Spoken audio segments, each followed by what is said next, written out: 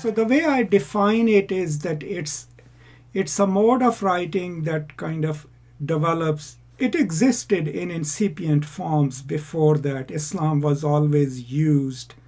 I mean, I can give you examples of popular books where things are said about the Prophet or the Holy Kaaba or whatever you want to call it.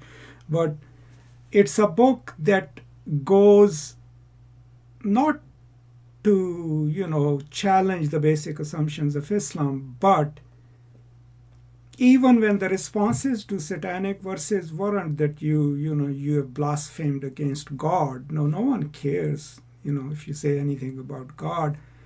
It was, at the core of it was certain ways in which Muslims view the figure of the Prophet, right?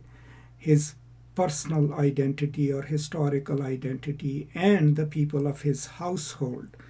So the Muslim sacred in this sense isn't necessarily the sacred that would be, okay, pray to God and go perform your Hajj, but rather how socially Muslims think as to what is it that is permissible to be said about the Prophet or his household or members of his close groups, how it ought to be said. And there is a decorum, there is a way of saying it, right? There are language rules and prestige rules that people follow, at least in public.